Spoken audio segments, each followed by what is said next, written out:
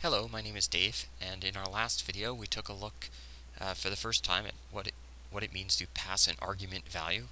Like here I'm passing 85 to a method, and on the receiving side what it looks like to declare a method that takes in a parameter, n, which will get associated with that argument value when it's called, and then carry out that task in terms of n. So the nice thing about this parameterized method is I can now call do many push-ups with any number of different values, and do many push-ups will use whatever value I give it, instead of me having to define a whole bunch of different methods. And likewise here we used that same idea to find the maximum of two values. So we had one method that performed a given number of push-ups, asked the computer to perform that many push-ups, and another method that found the maximum of two integer values, whichever is greater. And what I would like to do now is to walk through an example where we actually call these methods and see what the computer has to keep track of, see what really happens when we pass argument values. So suppose I have an integer n, and I don't know where this code is running, somewhere far away from the methods that I've declared, int n, and n is initialized to 3. And then I tell the computer I would like to do many push-ups.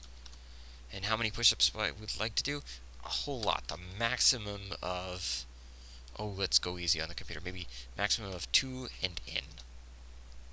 So I think you and I can probably see right away that this computer is now going to be asked to perform 3 push-ups, since 3 is the maximum of 2 and 3. But I would like to take a look at exactly what the computer is going to go through to determine that and to perform those push-ups. So the first thing that the computer is going to look at, well, first we told it n came into existence, so we should make a note that n came into existence. So I may have drawn this diagram before, I'm not sure, but here is Java. And I like to think of Java as a little blob with feet. Of course, Java needs its feet if it wants to be able to, say, play soccer or something.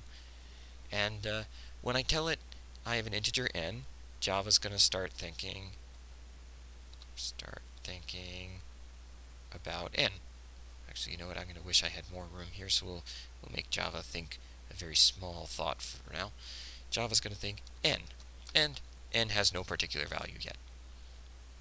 And then on the next line, we're going to give n the value 3, so let's make a note, n is 3.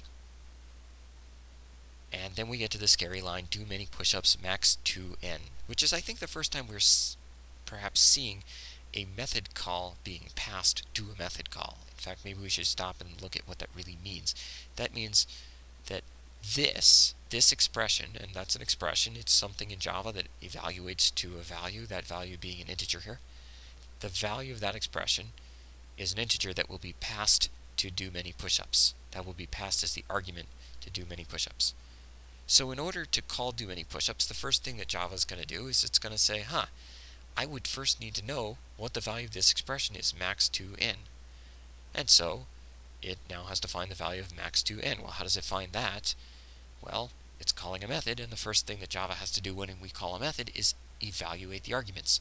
The arguments to max are 2 and n. So Java's going to evaluate each of those. Well, what's the value of 2? The value of 2 is 2. 2. Maybe we shouldn't put it in quotation marks lest we think it's a string. 2. The value of 2 is 2. What's the value of n? Well, the value of n, let's see. N is a variable, so Java's going to think back hard into its memory and remember, oh yeah, n, I remember that being 3. So the values are 2 and 3. Now that we know the values of the arguments to max, we can call max. We can't call do many push-ups yet, but we can call max. So the next thing Java will do is it will call max of 2 and 3. So whenever a method is called, I like to think of Java as taking on another thought bubble. So here's the thought bubble that comes up. So it's like Java has these sort of layers of thought bubbles. So this is from the call to max. And in max, we know that, switch colors so we can keep track of, we know that x and y are the two variables that max has to keep track of. And what are the values of x and y? Well, they're the two values we passed in, 2 and 3, and of course they get assigned respectively, so x will be 2, y will be 3. X is 2, y is 3.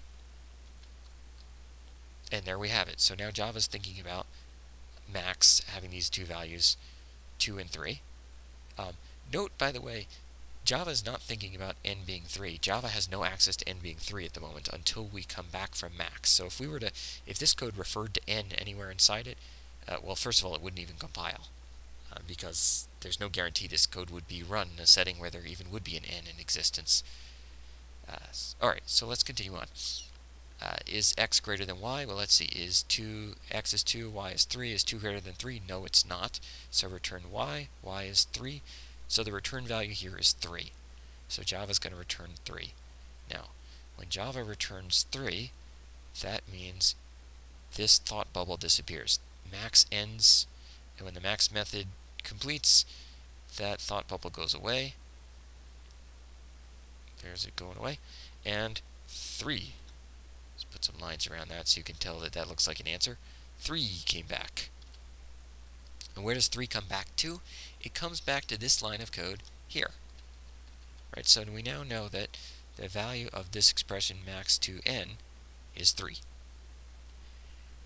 Now we can continue. So notice all that calculation with max has gone away, and now it's as if all we ever wrote was do many push-ups 3. So now let's see what do many push-ups 3 does. Well, we're calling a new method, so we know there's going to be another one of these lovely little thought bubbles. Do many push-ups. So we have a thought bubble for calling do many push-ups. If you're interested in technical sense, these are called stack frames or activation records. It depends who you talk to, but I happen to like the name thought bubbles. I think it's an easy way to think about this. So do many push-ups, and do many push-ups has a parameter called n. That's interesting. I already have an n in my problem. And let's see, n, and the value that gets passed to n is going to be this 3 here. 3. And now Java's going to carry out do many push-ups, which is over here. So do many push-ups says, I should probably point this out. It's currently a coincidence that the green n out here, actually I probably should have drawn that in green so we can consistently refer to it as green n. That the green n out here, maybe I'll be consistent here and call this blue n, so you can tell which n is which. Okay, green n from the code out here is 3. Blue n, blue because it's from this blue text up here, the parameter n of do many push-ups is also storing the value 3. That's really a coincidence. That's because the maximum of 2 and 3 is 3, which is the value n here.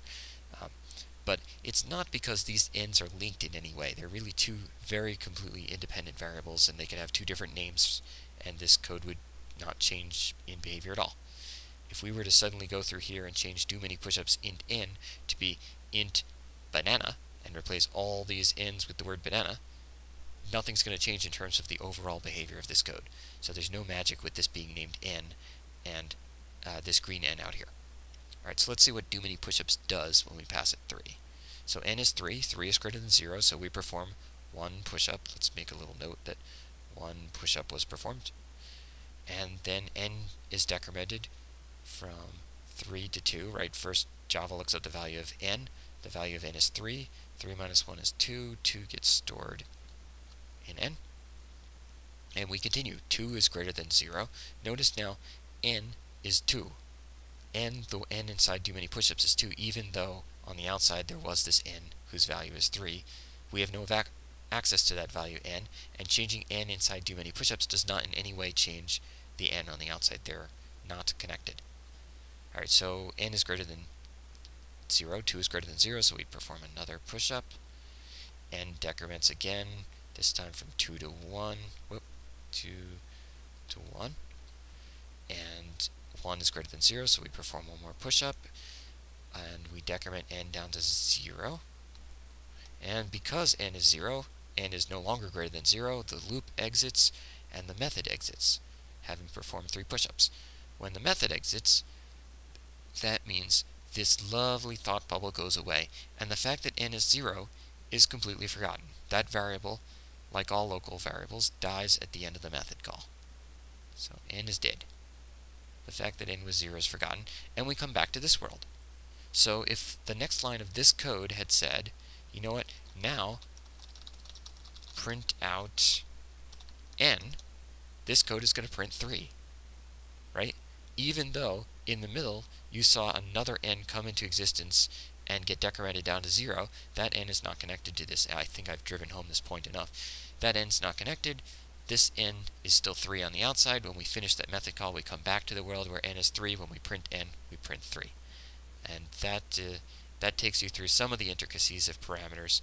I will see you in the next video.